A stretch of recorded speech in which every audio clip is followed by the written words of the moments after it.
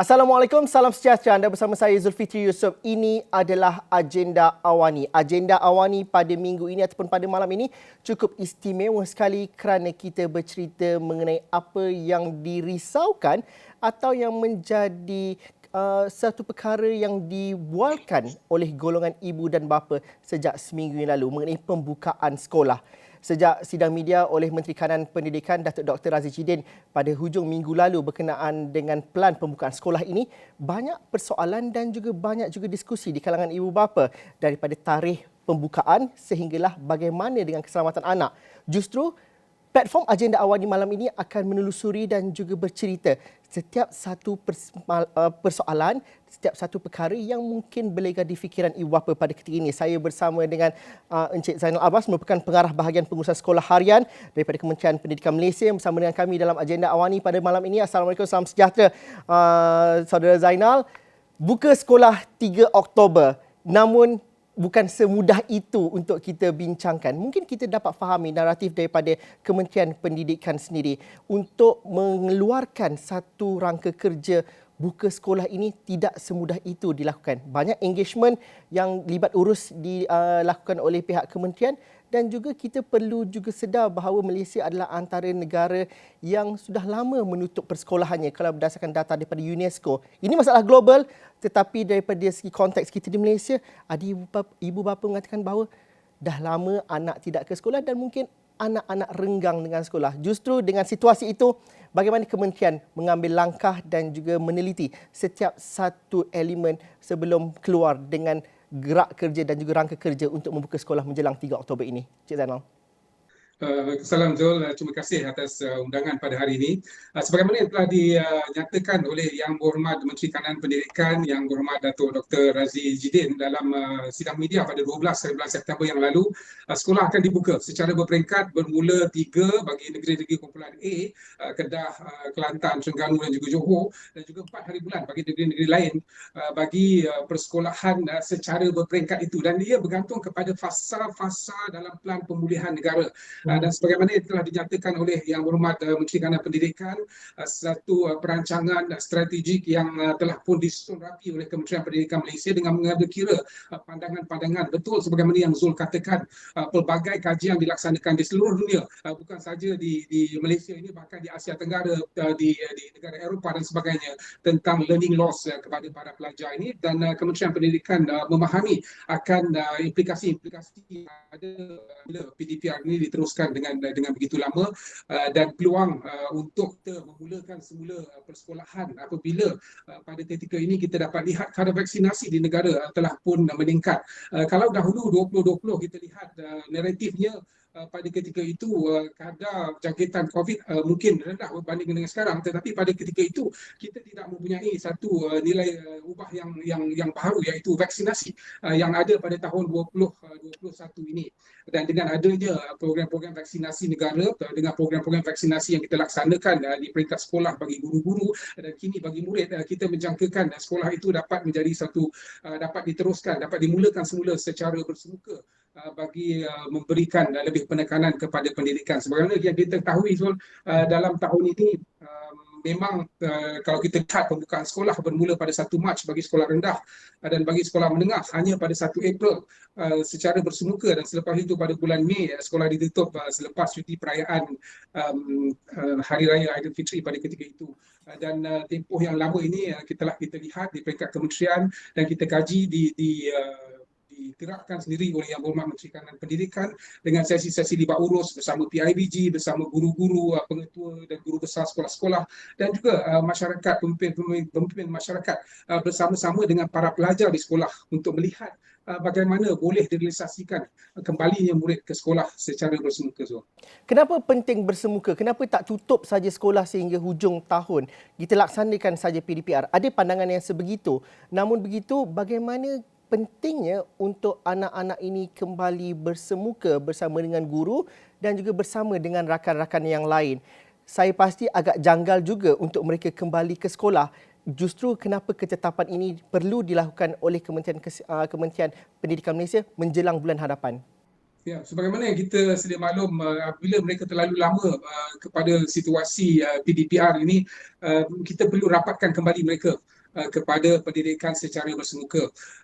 Ramai yang memperkatakan tentang keberkesanan PDPR. Sebenarnya bila kita lihat kepada pelaksanaan PDPR ini, ianya boleh dilaksanakan sama ada dalam talian, di luar talian ataupun secara offsite, di mana guru-guru boleh melaksanakan PDPR dengan memberikan bahan-bahan pengajaran, modul-modul selain daripada TV pendidikan yang telah pun diperkenalkan kembali pada tahun 2021 ini untuk membantu pelajar-pelajar dalam sesi-sesi PDPR yang dilaksanakan.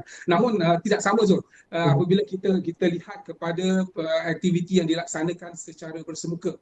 Kalau kita lihat dari segi kurikulumnya pada tahun ini adalah merupakan kumpulan pertama bagi SPM 2021 ini yang akan menjalani kembali praktikal dalam mata pelajaran sains mereka, fizik, kimia, biologi dan sebagainya. So mereka perlu untuk kembali ke sekolah, sebab itu bila kita rancang pembukaannya nanti dengan memberikan penekanan juga kepada kelas-kelas peperiksaan ini untuk memberikan mereka pendedahan kepada aktiviti-aktiviti praktikal yang akan dilaksanakan di peringkat sekolah. Dan juga kalau dilihat sebenarnya bagi murid-murid keperluan khas merupakan salah satu lagi faktor yang mungkin juga ditekankan oleh kementerian untuk kita melihat bagaimana murid-murid pendidikan khas ini dapat dibantu dengan pembelajaran secara bersemuka ini. Kalau kita dengar melalui libat urus yang berhormat menteri bersama murid-murid pendidikan khas, ramai yang memperkatakan mereka lama menunggu untuk kembali ke sekolah. Kita ketahui selain daripada murid-murid pendidikan khas ini, murid-murid lain pun juga sebenarnya bila kita adakan libat urus, mereka berkata telah terlalu lama berada di luar sekolah. Mereka rindu untuk kembali ke sekolah bersama guru-guru dan bersama rakan-rakan yang lain. Tapi kembali kepada murid pendidikan khas ini yang mungkin cacat penglihatan, sukar untuk mereka mendalami PDPR itu kerana bahan-bahan pengajaran daripada Braille itu perlu kita lihat bagaimana ia dapat diterjemahkan dengan PDPR itu dan keberkesanan jika kita laksanakan secara bersemuka. Jadi itu antara faktor-faktor yang kita lihat dapat kita perkasakan lagi dengan aktiviti secara bersemuka. Cik Zainal, apabila kita bercerita mengenai sekolah nak buka ni 3 hari bulan Oktober, ramai yang kata, semua sekolah ke, semua fasa, semua negeri ke yang bakal bersekolah secara bersemuka ni? Dan saya rasa ada banyak penerangan oleh Menteri Kanan Datuk Dr. Raziz Jidin tempoh hari perlu diperhalusi dan juga diperincikan. Pembukaan sekolah mengikut fasa dan juga kategori pelajar, itu mungkin perlu dihuraikan dengan lebih terperinci oleh Cik Zainal pada malam ini. Bagaimana kalau kita dapat fahaminya itu? Ya, Zul, terlebih dahulu kalau kita lihat pengumuman itu, pembukaan sekolah dimaklumkan secara berperingkat. Kita ketahui dalam fasa dan mengikut kepada fasa Pelan Pemulihan Negara, di mana dalam fasa 1 itu sebenarnya semua sekolah tidak dilaksanakan secara bersemuka, di sebaliknya pembelajaran itu dilaksanakan secara PDPR, secara dalam talian ataupun luar talian ataupun offsite sebagaimana yang dinyatakan dalam PDPR itu. Jadi itu bagi negeri-negeri di fasa 1 melibatkan seluruh negeri di Semenanjung dan juga di Sabah, Sarawak dan Labuan. Dan apabila negara bergerak ke fasa kedua ataupun sesebuah negeri itu bergerak ke fasa 2 dalam Pelan Pemulihan Negara, ini bermaksud bahawa pada ketika itu kita akan kita akan bawa masuk bagi sekolah rendah ialah murid-murid berkeperluan khas di sekolah-sekolah kebangsaan pendidikan khas dan juga dalam program-program pendidikan khas integrasi ataupun PPKI untuk hadir secara bersemuka dan tanpa penggiliran. Kita mengetahui bahawa murid-murid MBK ini dalam kelas-kelas PPKI bilangan murid tidak ramai berbanding dengan murid-murid dalam kelas di sekolah rendah yang biasa. Jadi mereka boleh hadir tanpa penggiliran bagi murid-murid di sekolah rendah, hanya pelajar-pelajar pendidikan khas ini bagi MBK di sekolah pendidikan khas dan juga dalam program integrasi PPKI itu. Bagi sekolah menengah pula, pembukaannya juga melibatkan para pelajar berkeperluan khas ini di sekolah menengah kebangsaan pendidikan khas dan juga di sekolah menengah kebangsaan pendidikan khas vocational bagi murid-murid yang berpendidikan khas ini dan juga murid-murid PPKI akan hadir tanpa penggiliran sekali lagi. Jadi sama macam sekolah rendah, kedua-duanya para pelajar murid berkeperluan khas ini akan hadir bersemuka tanpa sebarang penggiliran. Juga akan hadir bagi sekolah menengah ialah para pelajar tingkatan 6 semester 2. Now mungkin you tanya kenapa tingkatan 6 semester 2, kenapa tak tingkatan 6 semester 1? Sebenarnya tingkatan 6 semester 2 ini para pelajarnya akan menduduki peperiksaan STPM mereka bagi semester 2 ini pada 25 hingga 28 hari bulan Oktober. Jadi bagi negeri-negeri fasa 2 ini kita mengusahakan untuk mereka kembali secara bersemuka bagi negeri-negeri di fasa 2, fasa 3 dan fasa 4 bagi mereka hadir di sekolah pada ketika itu. Begitu juga dengan pelajar-pelajar yang akan menduduki International Baccalaureate Diploma IBD tahun 2 yang akan menduduki peperiksaan mereka, juga aktiviti-aktiviti praktikal dalam bidang sains yang mereka perlu ikuti, dan juga para pelajar di Sekolah Sukan Malaysia yang mengikuti program pra-universiti bagi semester 3 yang ada peperiksaan, yang itu kumpulan itu akan kita bawa masuk terlebih dahulu bagi negeri-negeri fasa 2 ini, dan mereka boleh hadir secara bersemuka tanpa melibatkan penggiliran. Nah, kita belum sentuh tentang penggiliran ni. Penggiliran ni tadi salah satu naratif untuk pembukaan sekolah ni. Bila kita kata pembukaan sekolah secara bersemuka, ada dua konsep. Satu, yang hadir bersemuka tanpa penggiliran ini tadi, sebagaimana murid-murid pendidikan khas, murid-murid tingkatan 6 semester 2 tadi, IBD dan juga Sekolah Sukan Malaysia ini tadi. Kita ada satu golongan lagi yang akan, bila kita kata bergilir ini, kehadiran bergilir ini bermaksud sebahagian daripada kelas itu dibahagikan kepada dua. Kalau kelas itu ada 36 orang murid, hanya 18 akan hadir pada satu-satu hari, dan penggiliran ini akan dilaksanakan dalam konsep penggiliran minggu, di mana para pelajar itu akan hadir seminggu, manakala kumpulan B akan hadir bagi minggu itu secara dalam talian ataupun melalui tugasan-tugasan yang akan diberikan oleh guru mereka. Jadi bagi fasa-fasa ini, tadi fasa 2 ini pembukaannya negeri-negeri fasa 2 hanya bagi murid-murid keperluan khas secara bersemuka tadi, pelajar tingkatan 6 sekolah menengah semester 2, para pelajar baccalaureate, International Baccalaureate Diploma, dan juga para pelajar program pra-universiti semester 3 yang hadir tanpa penggiliran. Juga bagi sekolah-sekolah antarabangsa yang melibatkan peperiksaan seperti IGCSE O-Level, A-Level, Australian Higher Certificate, juga akan hadir tanpa penggiliran. Jadi itu bagi negeri-negeri di fasa 2. Bagi negeri-negeri di fasa 3 yang terbaru ni, diumumkan Terengganu memasuki fasa 3. Jadi bagi negeri-negeri fasa 3 ini, sebenarnya konsep dia sama juga. Bagi sekolah rendah itu tadi, kita katakan murid-murid keperluan khas yang akan hadir pada fasa yang kedua itu tadi. Begitu juga dalam fasa 3 ini, murid-murid pendidikan khas di sekolah rendah dan juga PPKI ini akan hadir secara bersemuka pada setiap hari, dan pada ketika ini pula, dalam fasa 3 bagi negeri-negeri fasa 3, murid-murid lain akan turut hadir tetapi secara PDPR. Manakala satu lagi kumpulan yang kita bawa untuk hadir tanpa penggiliran ini ialah murid-murid prasekolah di sekolah-sekolah Kementerian Pendidikan Malaysia, sekolah rendah Kementerian Pendidikan Malaysia, di mana bagi murid-murid prasekolah ini sebenarnya kehadiran dalam kelas itu kapasitinya lebih kurang 25 orang bagi satu kelas prasekolah ini. Jadi mereka juga akan hadir tanpa penggiliran, dan begitu juga dengan tadika-tadika swasta akan mula beroperasi bagi negeri-negeri fasa 3 ini. Itu bagi sekolah rendah, Zul.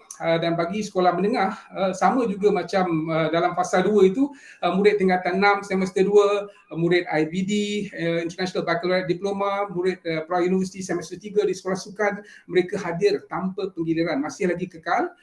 MBK di sekolah menengah pendidikan khas dan juga sekolah menengah pendidikan khas vocational tadi akan turut hadir tanpa penggiliran. Begitu juga dengan murid-murid peperiksaan antarabangsa yang hadir tanpa penggiliran yang saya dah sebut tadi, IGCSE O-Level, A-Level, dan juga Australian Higher Certificate tadi, Higher School Certificate tadi akan hadir tanpa penggiliran itu. Dan juga bagi murid-murid kelas peperiksaan awam lain, mereka akan dibawa masuk pada peringkat ini bagi negeri-negeri fasa 3. Jadi perbezaan antara fasa 2 dan fasa 3 ini, bagi fasa 3, negeri-negeri dalam fasa 3 ini, pelajar kelas peperiksaan yang lain dalam peperiksaan awam seperti SPM, STPM, SVM, Sijil Vocational, Sijil Kemahiran Malaysia, STAM, Sijil Tinggi Agama, mereka semua akan dibawa masuk pada fasa 3 ini, tetapi kehadiran mereka adalah secara penggiliran. Jadi kalau tadi yang kita kata grup 1 tadi, dia hadir secara bersemuka setiap hari. Kumpulan ini bila kita masuk ke peringkat yang ketiga, negeri-negeri peringkat ketiga ini, mereka akan hadir bagi murid-murid kelas peperiksaan ini, akan hadir tetapi dengan penggiliran. Ya, dengan penggiliran, maknanya seminggu dia hadir, kumpulan B akan hadir seminggu. Kalau dalam kelas tadi katalah tingkatan 5A, jadi kita bagi dua, 5A1, 5A2. Jadi minggu pertama 5A1 akan hadir bersemuka, 5A2 akan melaksanakan tugasan-tugasan yang akan diberikan oleh guru. Dan yang menariknya Zul, kementerian juga menyediakan garis panduan, menyediakan manual untuk guru-guru untuk memberikan guideline kepada mereka bagaimana untuk melaksanakan kelas bagi kumpulan yang kedua ni yang tidak berada secara bersemuka. Dan pada minggu yang berikutnya dia akan berubah. Kumpulan tadi 5A2 akan hadir bersemuka, 5A1 akan hadir secara di dalam talian atau melaksanakan tugasan-tugasan melalui manual, melalui modul yang akan disediakan oleh guru-guru mereka lah.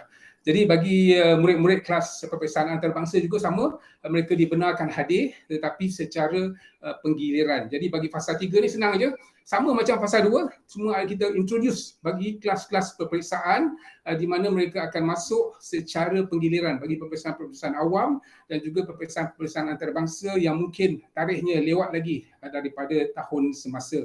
Jadi itu bagi fasa yang ketiga. Jadi bagi fasa 4, dia sama juga, dia progression Zul. Daripada fasa 2, fasa 3, fasa 4, kumpulan yang sama akan hadir. Jadi fasa 4 ni bagi negeri fasa 4 sekarang ni hanya Labuan yang berada dalam fasa 4 di negara kita. Bagi negeri fasa 4 ni ada 3 peringkat. Peringkat yang pertama yang akan bermula 3-4 Oktober ini sehinggalah 15-16 hari bulan Oktober nanti. Di mana kumpulan ini sebenarnya sama macam kumpulan fasa 3 tadi. Jadi dia teruskan juga. Fasa 3 dia akan terus dalam peringkat pertama fasa 4.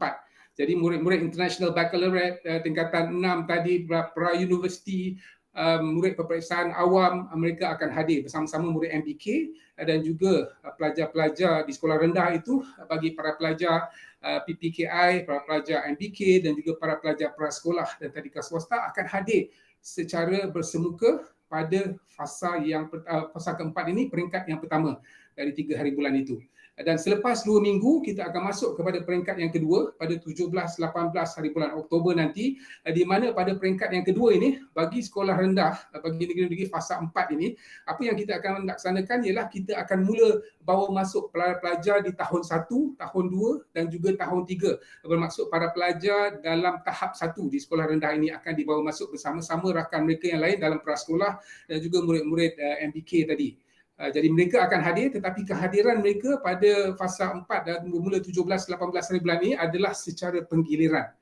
Ya, yang MBK tadi prasekolah masih lagi hadir tetapi secara tanpa memerlukan penggiliran, dia hadir setiap hari dan setiap minggu, manakala kumpulan yang diperkenalkan 17-18 ni iaitu kumpulan tahun 1, tahun 2, tahun 3 bagi sekolah rendah, mereka akan hadir secara penggiliran.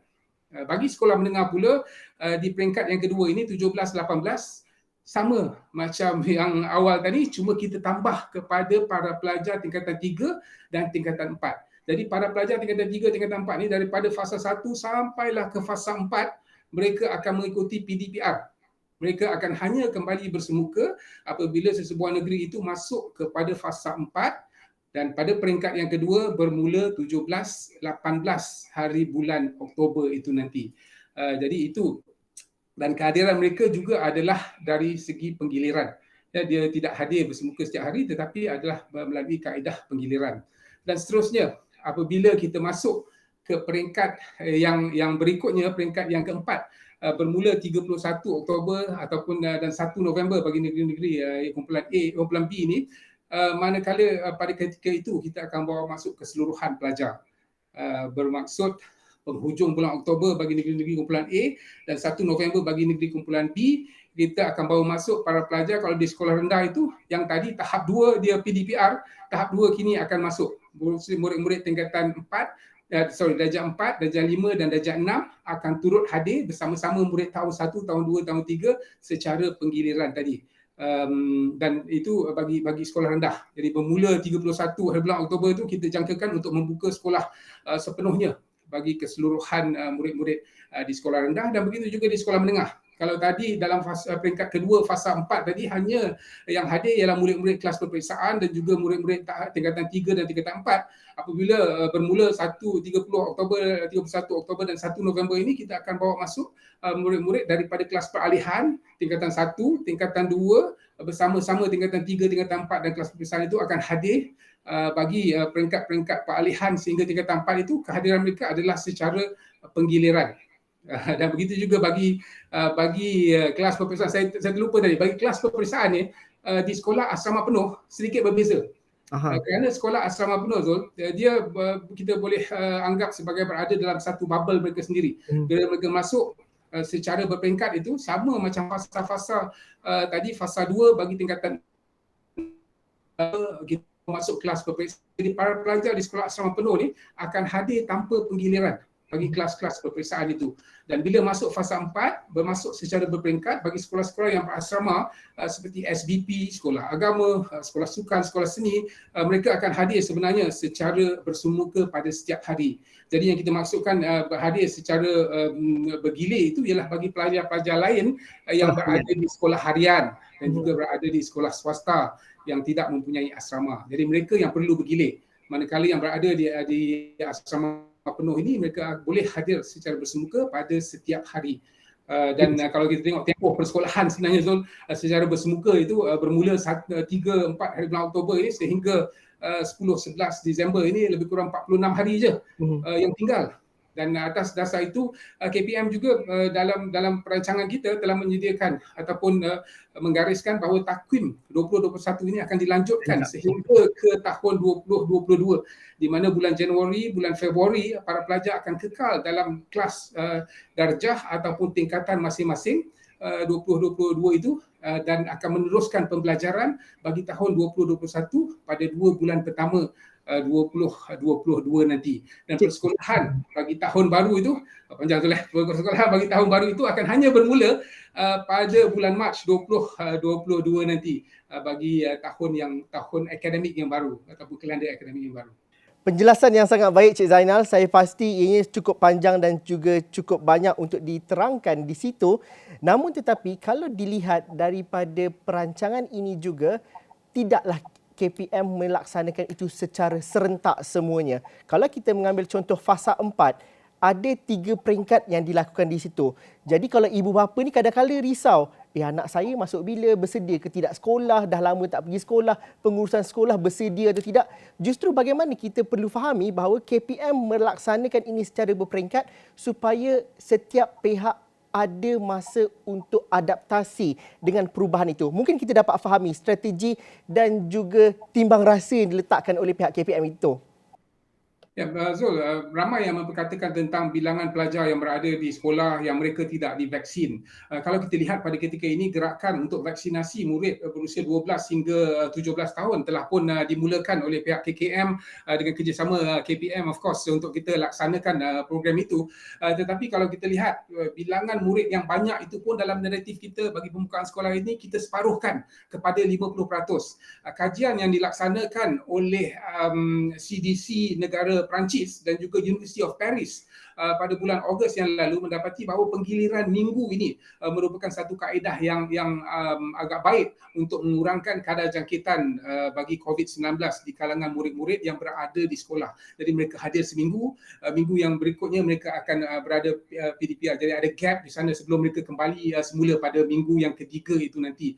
Dan kalau kita lihat dari segi aspek vaksinasi guru misalnya, bagi kita melaksanakan program ini, kita telah menggerakkan program vaksinasi ini sejak daripada bulan Julai apabila program ini dimulakan untuk kita lihat vaksinasi di kalangan guru ini supaya ianya pada kadar yang tinggi, kerana pada ketika itu vaksinasi murid ini belum lagi dibenarkan. Ya, belum lagi dibenarkan untuk murid divaksinasi.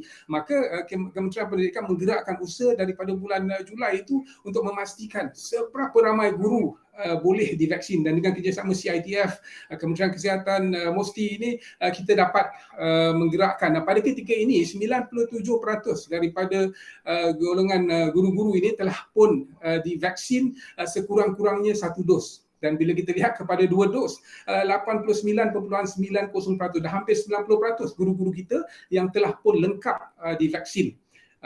Kita nyatakan tadi pembukaan sekolah itu secara berperingkat. Kita beri keutamaan kepada para pelajar kelas peperiksaan, murid-murid MBK dan sebagainya. Bagi kelas peperiksaan ini, kalau kita lihat statistik kadar vaksinasi guru-guru kelas peperiksaan ini, 98.17% telah pun divaksin 1 dos. Bila kita kata 2 dos pula, 94.45% daripada guru-guru kita yang mengajar kelas-kelas peperiksaan ini telah pun divaksin. Jadi kadar vaksinasi di kalangan guru ini agak tinggi. Kerana kita dah gerakkan daripada awal, kita dapat kerjasama daripada CITF MOSTI dengan KKM dan kita gerakkan di peringkat negeri untuk memvaksin seberapa ramai guru-guru kita supaya apabila pelajar kembali ke sekolah, mereka tidak divaksin tetapi persekitaran itu adalah persekitaran yang selamat. Guru-gurunya telah pun divaksin. Begitu juga dengan anggota kumpulan pelaksana yang bertugas di sekolah.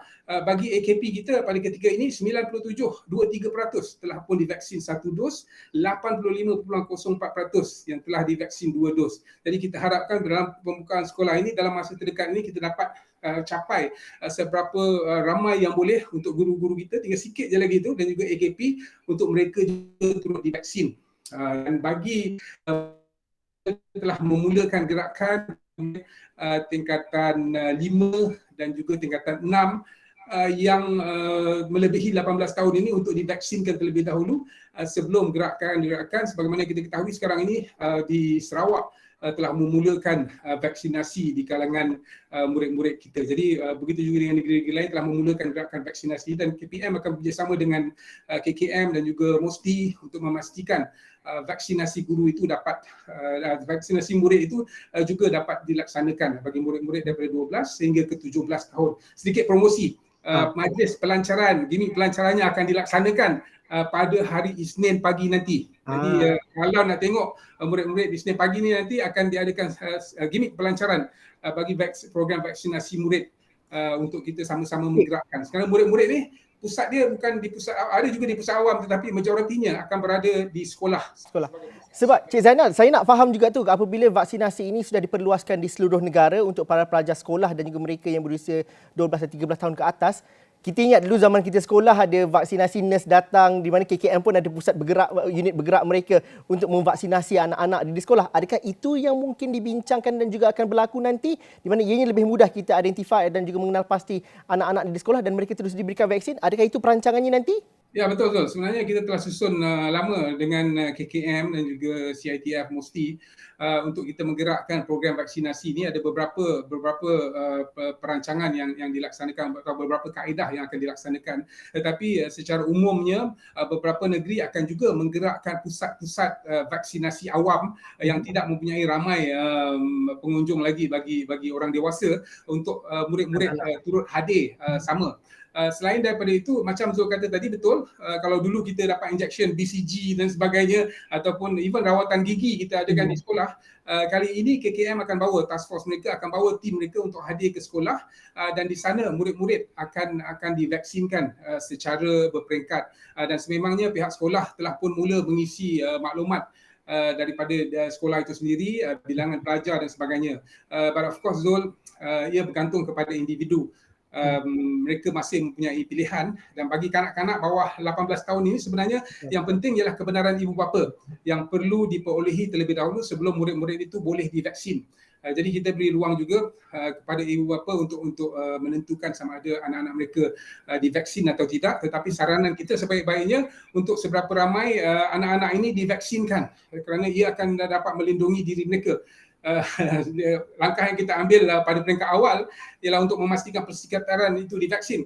Tetapi bagi murid-murid di sekolah yang berumur 12 hingga 18 tahun ini, seberapa ramai yang boleh kita harapkan akan turut divaksin, akan turut dilindungi dan kita menggesa kepada para ibu bapa untuk menyokong program ini dan menggerakkan kadar vaksinasi. Kalau kita lihat laporan-laporan berita pun Zul, banyak yang telah meninjau kepada tempat-tempat vaksinasi remaja ini dan remaja pun sebenarnya mereka begitu nak melindungi juga. Berminat untuk dilindungi, untuk melindungi diri mereka sendirilah.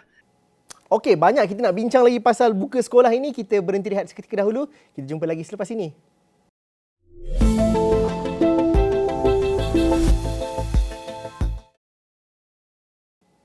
Agenda Awani malam ini cukup istimewa sekali. Kita bersama dengan pengarah bahagian pengurusan sekolah harian Cik Zainal Abbas. Kita bercerita mengenai segala persoalan mengenai prosedur pembukaan sekolah menjelang bulan depan.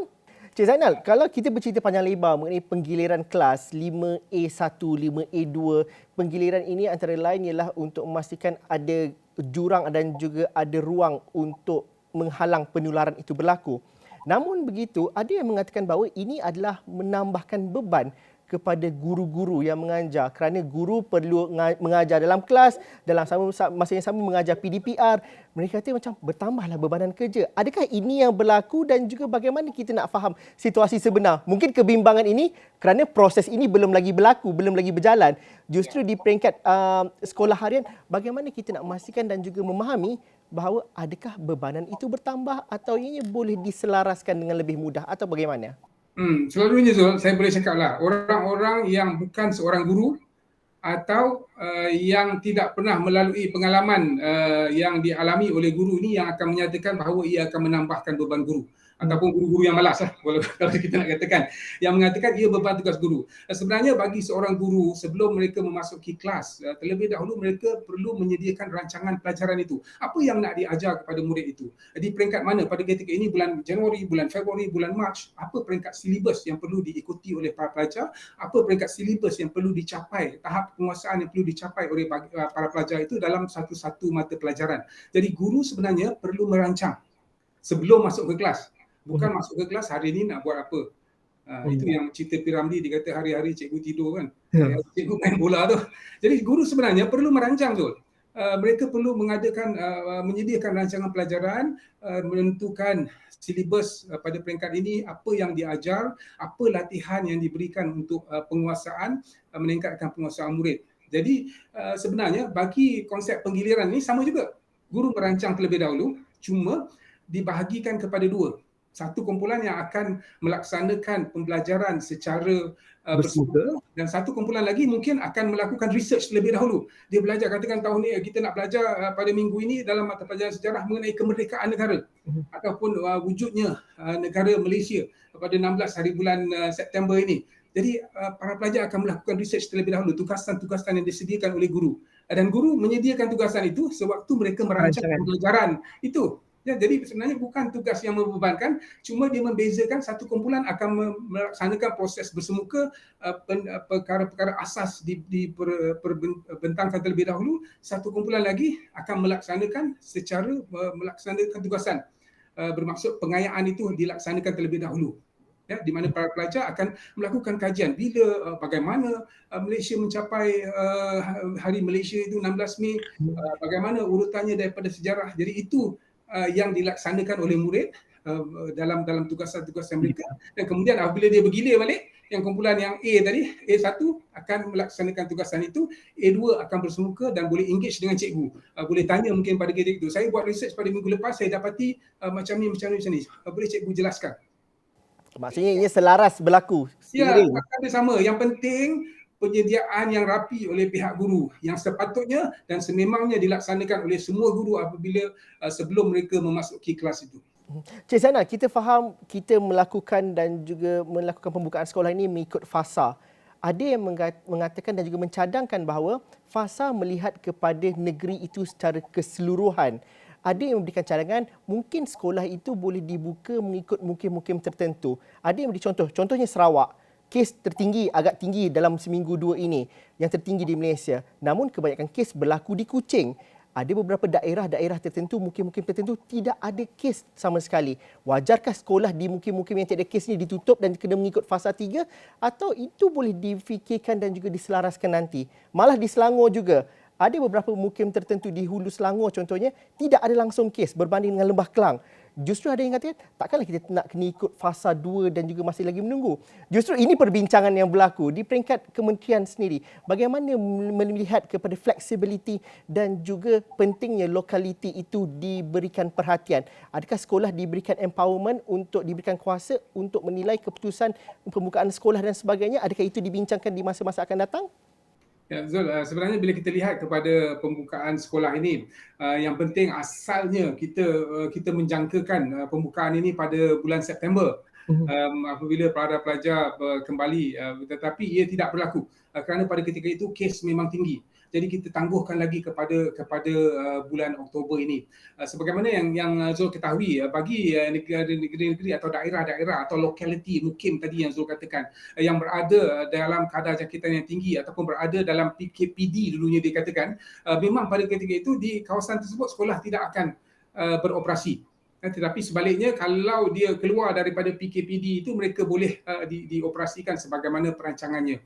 Tapi kalau kita lihat negeri-negeri yang agak tinggi pada ketika ini, mungkin Sarawak pada ketika ini berada dalam sebuah negeri pada fasa 3. Tapi kalau fasa 3 itu sendiri pun, Zul, kalau kita lihat dalam minggu pertama, minggu kedua, 2 minggu pertama pembukaan sekolah di peringkat 1 daripada 3 hari bulan Oktober, 4 hari bulan Oktober sehingga kepada 15-16 hari bulan Oktober itu sendiri, sebenarnya pembukaan sekolah adalah secara berperingkat. Yang akan hadir pada ketika itu hanyalah murid-murid berkeperluan khas yang bilangannya tidak ramai. Kalau di sebuah sekolah itu, kalau di Pening misalnya, ada sebuah sekolah yang muridnya hanya lebih kurang 100 orang dalam satu sekolah yang akan hadir. Begitu juga dengan sekolah menengah yang akan hadir ialah kelas-kelas peperiksaan. Murid-murid ini sebenarnya memang perlu hadir ke sekolah kerana mereka menduduki peperiksaan SPM tadi yang kita kata peringkat 6 semester 2. Kemudian begitu juga pelajar-pelajar International Baccalaureate, para pelajar daripada sekolah-sekolah Malaysia dalam semester 3. Dan juga murid-murid kelas peperiksaan ini tadi yang akan menduduki peperiksaan SPM mereka bagi tahun 2021 ini pada tahun hadapan 2022. Jadi mereka ini perlu untuk hadir ke sekolah. Kehadiran itu memang perlu, tapi kalau kita lihat sebenarnya di luar sana, walaupun negeri itu berada pada fasa 2, sebenarnya aktiviti-aktiviti lain telah pun mula dioperasikan. Ya, jadi kalau kita lihat hari itu bila diumumkan saja, ramai yang serbu untuk pergi ke pusat-pusat peranginan, pergi ke shopping kompleks, membawa lah semua. Ya, tetapi mengapa pendidikan itu ataupun sektor operasi sekolah itu perlu ditangguhkan. Jadi kita baru masuk pun memang satu tadi kita punya naratif, kita pastikan guru-guru AKP, pekerja hemat sokongan kita divaksinkan sepenuhnya. In fact, kalau pekerja hemat sokongan, pekerja kantin misalnya, pekerja dewan makan, kontrak kebersihan, keselamatan, kalau mereka tidak divaksin 2 dos, maka mereka tidak dibenarkan bertugas di sekolah. Jadi hanya mereka yang telah divaksin 2 dos yang akan berkhidmat di sekolah bagi pekerja hemat sokongan itu. Dan begitu juga bagi guru. Guru-guru yang telah divaksin lengkap 2 dos tadi yang kita kata ada lebih kurang 89% sekarang ini, bagi sekolah menengah pula kelas peperiksaan sampai 94% tadi, mereka-mereka ini yang akan hadir ke kelas. Manakala guru yang belum lengkap ataupun guru-guru yang menolak vaksin ini, mereka ini akan ada tugasan-tugasan lain yang telah pun kita rancang. Jadi mereka akan melaksanakan lebih banyak PDPR, membantu dalam aktiviti-aktiviti perusahaan dan sebagainya. Kita ada perancangan untuk pastikan hanya guru-guru yang vaksin lengkap ini yang akan beroperasi juga mengajar di dalam kelas supaya murid itu berada dalam situasi yang selamat. Kita berhenti rehat buat kali terakhir. Selepas ini Cik Zainal Abbas akan bersama dengan kami dalam agenda awani.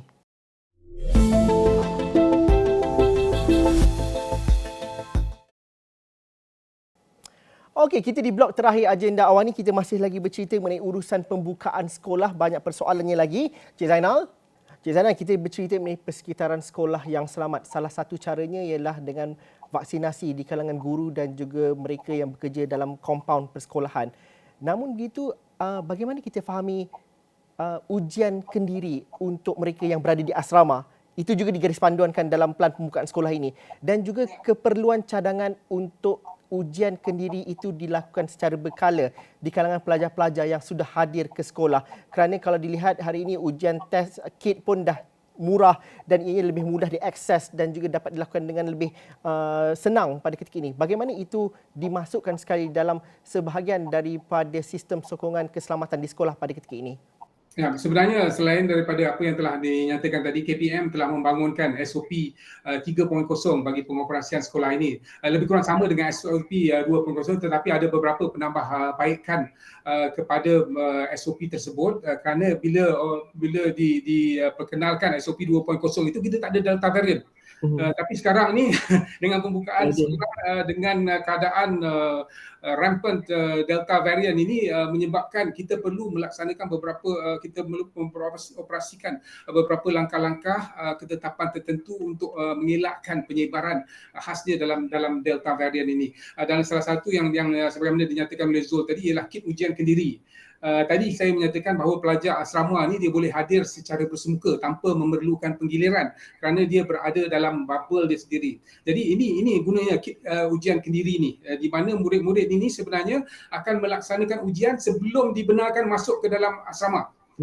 Jadi uji dulu, kalau negatif baru akan dibenarkan masuk ke dalam asrama. Ini bagi yang dihantar oleh ibu bapa. Jadi ibu bapa hantar ke gate sekolah, dia akan ada ruangan untuk murid turun melaksanakan ujian. Bila dapat keputusan dalam masa 15 minit akan menentukan sama ada dia boleh masuk ke asrama ataupun kalau positif perlu dihubungi PKD untuk ibu bapa membawa anak itu untuk ujian RTK PCR ya, kerana kit ujian kendiri ni sebenarnya dia sebagai ujian pendahuluan ya, dan ketetapan sama ada betul-betul atau positif itu tidak perlu dilaksanakan melalui RTK PCR itu tadi di PKD lah.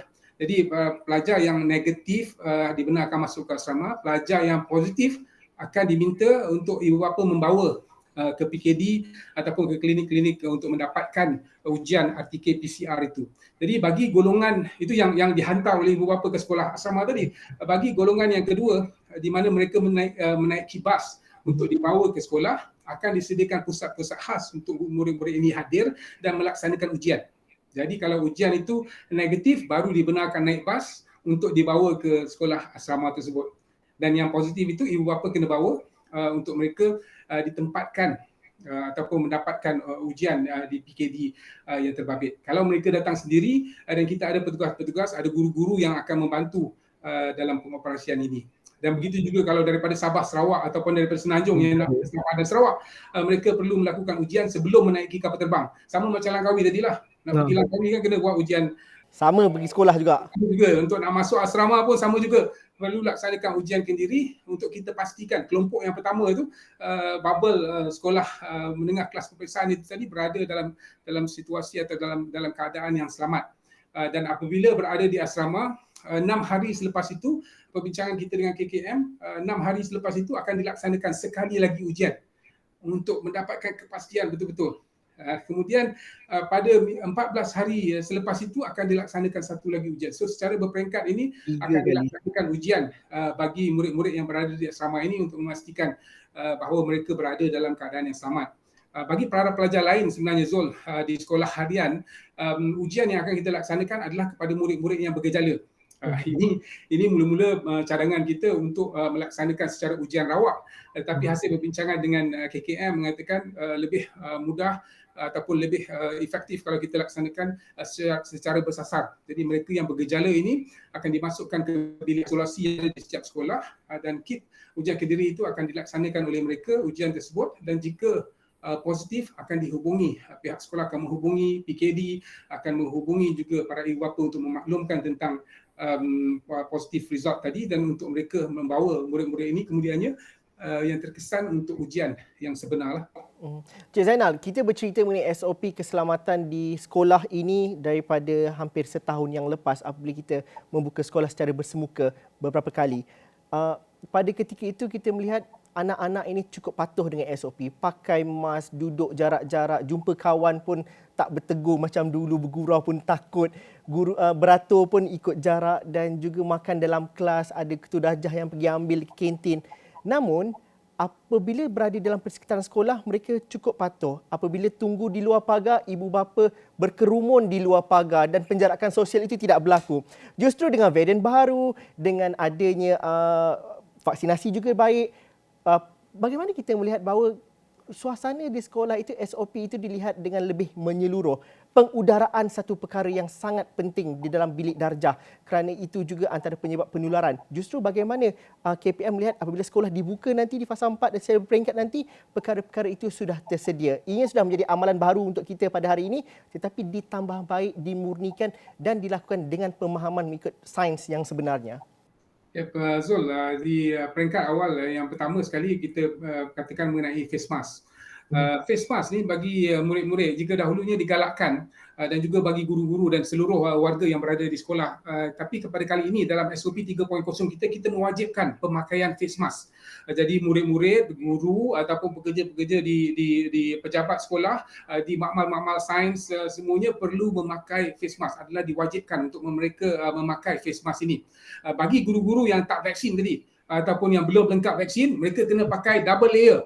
Kalau guru-guru hanya satu lapis, murid satu face mask. Bagi yang belum divaksin ini kena pakai double layer face mask dan kemudian pakai pelindung muka lagi, face shield lagi. Untuk kita melindungi murid-murid lah. Dan itu salah satu perubahan baru yang kita laksanakan. Juga betul bila kita kata mengenai Delta variant ini, pengudaraan itu sangat penting. Dalam banyak kajian yang dinyatakan oleh CDC Amerika Syarikat misalnya, mengatakan bahawa tingkap harus dibuka, kipas harus digunakan di sekolah-sekolah supaya pengaliran udara itu dapat berlaku dengan baik. Jadi dalam SOP kita memastikan bahawa dalam sekolah-sekolah ini selalu dengan kerjasama guru-guru dan murid-murid, mereka menghias sekolah dengan cantik, memasang langsir, memasang sketing, meja-meja pun ada sketing. Jadi sebenarnya sketing ni dah tak boleh dah. Begitu juga langsir-langsir di tingkap kita minta untuk simpan terlebih dahulu untuk membolehkan pengudaraan itu berlaku. Pintu perlu sentiasa dibuka. Kenapa? Kalau pintu tertutup, seorang nak keluar dia kena pegang pintu tu dalam buka. Nanti orang lain pegang balik. Jadi banyak kontaknya segitulah. Jadi kita minta untuk pintu-pintu dibuka, tingkap juga dibuka untuk membolehkan pengudaraan berlaku dengan baik. Selain itu, tadi disebut tentang operasi penyuraian murid atau kehadiran murid. Itu akan diteruskan sebagaimana yang kita laksanakan pada bulan Mac dan April yang lalu dengan pembukaan sekolah, di mana kerjasama telah pun ada di kalangan warga sekolah dan juga pihak PDRM. Dan juga ada sekolah yang mengambil rela untuk membantu di hadapan pintu pagar sekolah itu. Dan penyuraian secara berperingkat akan terus dilaksanakan untuk memastikan bahawa apabila penyuraian itu berlaku, murid balik daripada sekolah itu hanya kumpulan yang tertentu akan berada pada masa yang tertentu. Misalnya pukul 12.30 murid tahun 1 akan keluar. Jadi hanya ibu bapa tahun 1 yang akan ada di situ. Kemudian 12.15 mungkin murid tahun 2 atau tahun 3 yang akan hadir. Jadi kehadiran mereka dan juga penyuraian secara berperingkat itu akan dapat memastikan bahawa tidak terlalu ramai berada di hadapan pintu pagar. Dan dengan kehadiran pihak PDRM sebenarnya sangat membantu.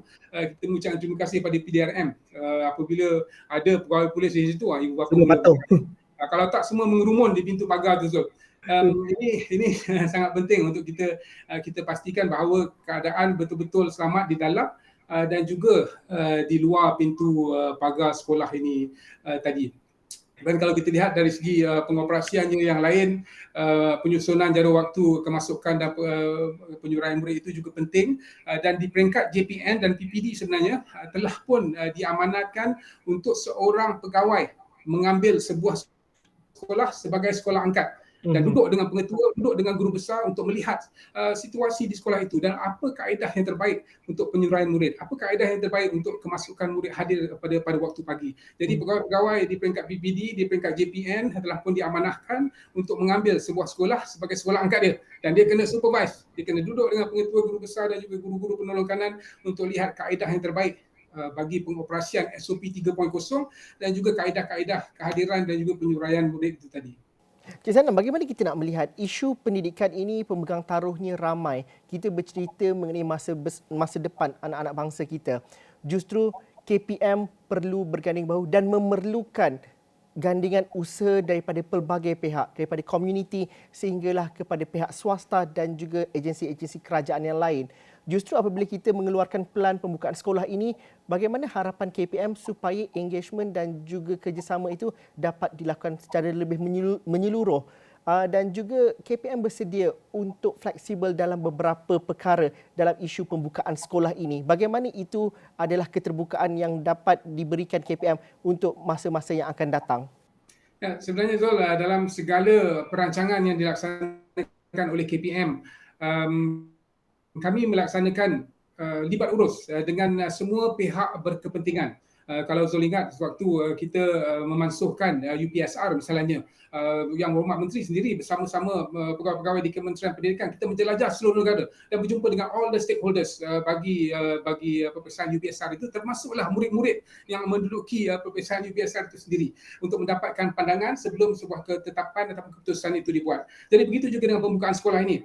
Yang Berhormat Menteri sendiri bersama-sama pengurusan tertinggi KPM, Datuk KSU dan Seri KPPM telah pun menjelajah ke negeri-negeri fasa 4, fasa 3 ni yang akan dijangkakan buka lebih awal untuk mendengar pandangan mereka daripada guru-guru, daripada pengetua guru besar dan daripada PIBG. Peranan yang dimainkan oleh PIBG sangat penting dalam memastikan bahawa keseluruhan masyarakat itu faham tentang apa yang ingin dilaksanakan oleh pihak Kementerian Pendidikan. Cik Zainal, apabila sekolah dibuka bermula bulan hadapan secara berperingkat, ada di kalangan anak-anak ini tidak melalui fasa kehidupan mereka seperti biasa. Pandemik COVID-19 sudah banyak meragut nyawa mungkin ibu dan bapa serta penjaga mereka. Justru bukan mudah untuk anak-anak kecil ini kembali ke sekolah seperti sedia kala. Bagaimana sebenarnya sekolah perlu menyediakan persekitaran selamat itu bukan daripada aspek kesihatan tetapi daripada segi sokongan kepada anak-anak yang mungkin menjadi yatim piatu akibat COVID-19. Anak-anak yang ibu bapanya kehilangan mata pencarian secara total. Ini adalah generasi yang mungkin kehilangan segala-galanya. Bagaimana sekolah boleh menjadi pelindung kepada mereka ini? Ini juga perlu disediakan dan juga guru-guru pihak sekolah perlu bersedia menerima anak-anak ini dengan cara terbuka. Secara insaniahnya kita perlu memberikan sokongan kepada mereka. Bagaimana persiapan KPM dari arah itu? Kerana ribuan, kalau tidak silap saya, data yang dikeluarkan oleh KPM yang menyebut ramai anak-anak yang kehilangan ibu bapa akibat COVID-19. Ya, Zul, terima kasih atas soalan itu. In fact, Jumaat pagi kita sebenarnya telah turut menghadiri satu mesyuarat di mana pembentangan dilaksanakan oleh Jabatan Kebajikan Masyarakat. Jadi kerjasama antara KPM dengan Kementerian Pembangunan Wanita dan Keluarga ini memang kita laksanakan dengan baik. Khasnya untuk para pelajar yang mungkin terkesan akibat COVID ini. Dan dalam perancangan itu, dalam perancangan Jabatan Kebajikan Masyarakat yang dibentangkan dalam mesyuarat Jumaat pagi itu telah menelitikan secara terperinci apa yang boleh dilaksanakan bagi membantu murid-murid. Tapi di peringkat Kementerian Pendidikan Malaysia sebenarnya kita telah melaksanakan pengesanan untuk melihat kepada murid-murid yang terkesan. Not so much in 2020 Zul, tetapi pada tahun 2021 ini dengan Delta variant, dengan kadar vaksinasi satu hari kita dengar melonjak kepada rekod tertinggi. Besoknya ada lagi satu rekod dipecahkan. Pelbagai murid kita terkesan juga dan rekod yang kita ada lebih kurang 4,000 murid yang telah pun dalam golongan ini telah kehilangan sama ada salah seorang ibu atau bapa atau telah kehilangan kedua-duanya ataupun yang tinggal dengan penjaganya pun telah pun kehilangan akibat pandemik COVID ini. Jadi di peringkat kementerian kita sentiasa bekerjasama. Itu yang penting tadi kita katakan bekerjasama dengan PIBG ni. Untuk pihak sekolah bekerjasama dengan PIBG dan mendapatkan maklumat tentang murid-murid yang terkesan ini supaya mereka boleh dibantu. Pelbagai rancangan telah pun kita ada, antaranya kita bekerjasama dengan Perkeso untuk membantu menyelaraskan penyaluran bantuan daripada Perkeso kepada keluarga yang terkesan itu sendiri. Dan bagi murid-murid sebenarnya ada perancangan pada ketika ini untuk kita lihat bagaimana mereka boleh dibantu jika memerlukan untuk tinggal di asrama-asrama di sekolah kita, kita boleh bantu dari aspek itu. Selain itu, program psikologi melalui guru bimbingan dan kaunseling, program Minda Sihat ini dengan kerjasama KKM juga, kita dapat melaksanakan dan membantu murid-murid ini, di mana guru-guru kaunseling, guru bimbingan dan kaunseling di sekolah ini sebenarnya akan reach out kepada murid-murid yang terkesan ini dan membantu dari segi menstabilkan mungkin emosi mereka, mental yang terkesan itu. Dan semestinya apabila sekolah bersemuka nanti mereka akan dapat engage dengan lebih berkesan kepada para pelajar ini. Dan sememangnya program-program bagi membantu murid-murid ini sedang kita giatkan. In fact, bagi kementerian ini telah mewujudkan satu task force untuk melihat bukan saja kepada kebajikan murid-murid ini tadi, tetapi juga kepada kebajikan guru yang mungkin terjejas akibat pandemik COVID dan lain-lain warga sekolah yang terjejas akibat pandemik COVID ini. Jadi task force itu telah pun ditubuhkan untuk kita melihat dan kita menggerakkan dengan pantas bagi membantu murid-murid dan juga guru yang terkesan. Saya ada 1 minit saja yang tinggal, tetapi Cik Zainal, mungkin harapan KPM untuk ibu bapa berlapang dada, ada minda yang baru untuk memudahkan proses pembukaan sekolah dan akhirnya kita dapat bergerak seiring untuk memastikan anak-anak ini mendapat jaminan pendidikan, akses pendidikan yang baik pasca COVID-19. Bagaimana kita perlu gerak bersama KPM, tak boleh laku sendiri tapi perlu digemblingkan bersama dengan ibu bapa yang lainnya. So akhirnya Zul, sebagai rumusan boleh saya katakan sebenarnya KPM sangat komited dalam melaksanakan plan yang komprehensif bagi pengoperasian sekolah ini dan pembukaan semula sekolah pada bulan Oktober ini, dan kami melihat agak penting bagi murid-murid dapat kembali bersemuka dengan guru-guru, dapat kembali, kalau kita kata ada masalah sosial, mereka dapat kembali bersama rakan-rakan lain di peer group yang boleh membantu mereka juga menyelesaikan isu-isu yang mungkin berbangkit daripada COVID-19 ini. Jadi pengoperasian telah pun kita rancang dengan baik, dan SOP baru juga telah kita tetapkan untuk membolehkan sekolah itu beroperasi sebagai satu sekolah yang selamat untuk murid-murid hadir secara bersemuka, dan of course kita mengharapkan bantuan kerjasama daripada ibu bapa sendiri untuk menyokong kepada program-program yang dilaksanakan oleh pihak kementerian. Sebagaimana yang dinyatakan oleh Yang Berhormat Menteri Kanan Pendidikan, all we need is for the community, for the society to trust us. Kerana ketetapan yang kita laksanakan, perancangan yang kita laksanakan ini telah berbulan-bulan lamanya, strateginya kita plankan ataupun kita rancangkan, dan inilah yang kita rasa yang terbaik melihat kepada kajian-kajian yang dilaksanakan di luar negara daripada CDC Perancis, CDC Amerika dan juga lain-lain badan institusi kesihatan, untuk melihat bagaimana sekolah itu boleh dijadikan sebagai sebuah sekolah yang selamat untuk dioperasikan. Jadi kami harap agar para ibu bapa dapat memberikan kepercayaan dan menghantar anak-anak ke sekolah untuk kesinambungan pendidikan mereka. Terima kasih Cik Zainal kerana sudi bersama dengan kami dalam agenda Awani pada malam ini. Harapnya dapat membantu ibu bapa mengembalikan kepercayaan ibu bapa untuk menghantar anak ke sekolah, dan dalam masa sama bersama-sama juga dengan pihak sekolah juga pihak kementerian untuk mengemling usaha untuk memudahkan. Mungkin ada lompong-lompong yang ada, mungkin kita dapat mudahkan juga nanti. Terima kasih banyak kerana sudi bersama kami dengan penjelasan yang cukup panjang lebar ini. Sekian saja agenda Awani pada malam ini. Ada pandangan, ada cadangan, teruskan bersama kami di platform digital kami astroawani.com dan juga platform sosial media kami. Assalamualaikum dan salam sejahtera. Kita jumpa lagi.